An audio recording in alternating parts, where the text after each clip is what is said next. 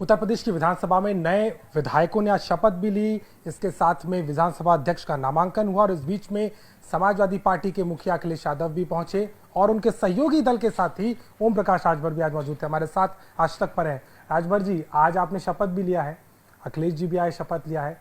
इस बार के विधानसभा की शक्ल थोड़ी अलग दिख रही है, एक तरफ सीएम योगी, सामने अखिलेश यादव। क्या होने वाला है 5 साल? विपक्ष की भूमिका निभाने के लिए इसमें विपक्ष मजबूत है। 125 एमएलए हैं। सरकार जिन मुद्दों को लेकर के बनी है उन मुद्दों पे सरकार काम करे। सरकार अगर इधर उधर करती है तो फिर हम लोग रास्ता सही बताने का काम करेंगे कि आपने ये कहा है, ऐसे ऐसे करिए। जो आपने जनता के बीच में कहा है, विपक्ष का यही काम है ना कि सत्ता पक्ष को सही रास्ता, अगर रास्ता भटके तो उसको सही रास्ता बताने का काम करे।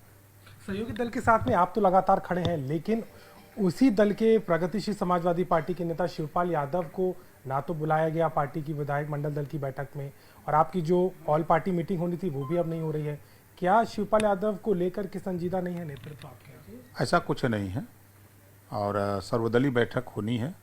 आज होनी थी तो आज शपथ ग्रहण था तो उसको कैंसिल कर दिया गया। जिस दिन होगा सबको बुलाया जाएगा और ऐसी कोई बात नहीं है। लेकिन वो तो नाराज चल रहे हैं, वो तो कह रहे हैं मुझे न्योता ही नहीं दिया। अब असल में सही बात की जानकारी न होना, क्योंकि अब जैसे उस मीटिंग में पल्लवी पटेल जी भी नहीं थी, क्योंकि वो अपना दल के नेता हैं, वो प्रगतिशील समाजवादी पार्टी के नेता हैं। तो जब सर्वदलीय बैठक होगी तो सबको बुलाया जाएगा। एक सवाल और आ रहा है, कुशीनगर की घटना पर क्या कहेंगे? बीजेपी के एक मुस्लिम आप समर्थक को इसलिए पीट पीट कर मार दिया गया क्योंकि उसने बीजेपी को वोट देने का काम किया था।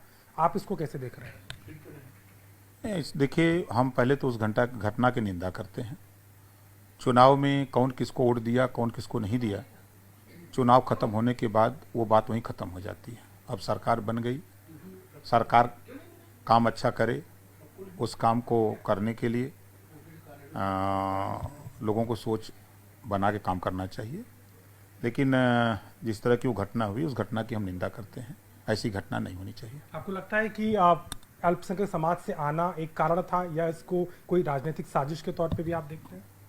नहीं, देखिए, इस तरह की घटनाएं नहीं होनी चाहिए, चाहे वो अल्पसंख्यक हो चाहे बहुसंख्यक हो। इस तरह की घटनाएं नहीं होनी चाहिए और सबको मिलजुल करके आगे बढ़ना चाहिए। चुनाव में कौन किसको वोट दिया, कौन नहीं दिया, वोटिंग के बाद वो चीज़ें भूल जानी चाहिए। आपको उम्मीद है सरकार इस पे कड़ी कार्रवाई करेगी? हालांकि योगी जी ने ट्वीट करके बोला है इस बात को कि कड़ाई से लिया जाए। सरकार कड़ाई से काम करे तो फिर क्या दिक्कत है। सरकार को कानून के दायरे में काम करना चाहिए। जो भी दोषी है उसको, उसके खिलाफ कार्रवाई होनी चाहिए। विधानसभा अध्यक्ष के चुनाव के लिए आपकी तरफ से भी समर्थन दिया गया है, आपकी मतलब अखिलेश यादव ने समर्थन दिया है, तो आपको लग रहा है कि अब एक निष्पक्ष तौर पर आप उम्मीद कर रहे हैं कार्रवाई? देखिए, सत्ता पक्ष का अध्यक्ष चुना जाता है, ये परंपरा है। तो बहुमत में सत्ता सरकार है, ये है, तो इसमें विपक्ष का क्या रोल है? तो समर्थन हम लोगों का है। आखिरी सवाल है, ओपी राजभर को अब हम आने वाले 5 साल में किस तरीके से देखने वाले हैं? पहले आप बाहर से लगातार सवाल उठाते रहे, अब तो आप सदन में भी हैं। प्राथमिकताएं क्या होंगी आपकी? हमारी पहली प्राथमिकता है कि गरीबों का इलाज फ्री में। प्रदेश में जब इस देश में उद्योगपतियों का कर्जा माफ़ हो सकता है तो प्रदेश में गरीबों का बिजली का बिल क्यों नहीं माफ़ हो सकता है? एक समान अनिवार्य फ्री शिक्षा दुनिया के तमाम देशों में है, तो फिर उत्तर प्रदेश में एक समान अनिवार्य फ्री शिक्षा क्यों नहीं हो रही है? प्रदेश में कई प्रदेशों में पुरानी पेंशन बहाल हो गई, तो फिर उत्तर प्रदेश में पुरानी पेंशन बहाल क्यों ना हो? हम प्रदेश में जो आवारा पशु से किसान परेशान है, उससे कैसे निजात मिले, इसके लिए हमारा संघर्ष जारी रहेगा। सड़कों पर जो दुर्घटनाएं हो रही हैं आवारा पशु से, उससे भी निजात कैसे मिले, उसको लेकर हम लोग लड़ते रहेंगे।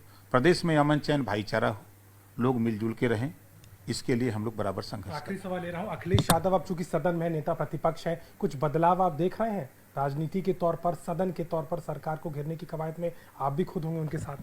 देखिए, सबसे बड़ी चीज़ तो जो उन्होंने फैसला लिया कि लोकसभा से इस्तीफा दिया और उत्तर प्रदेश में विपक्ष की भूमिका में बैठने का जो निर्णय लिया, ये एक ऐतिहासिक निर्णय है और ये सरकार के ऊपर एक दबाव की राजनीति और जनता के बीच में बने रहने का एक ये मौका है और जनता की समस्याओं को लेकर लड़ने झगड़ने का एक मौका है।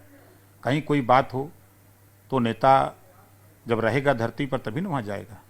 और लोगों को क्या कहेंगे जो आपकी मंशा पर सवाल उठाते हैं कि आप कभी भी खेमा बदल लेंगे? ये तो चुनाव के पहले कहते थे कि अमित शाह जी का फोन आएगा चले जाएंगे, मोदी जी का फोन आएगा चले जाएंगे, लेकिन सबका जो है खारिज हो गया। चुनाव लड़ गए और लड़ करके हम लोग आ गए।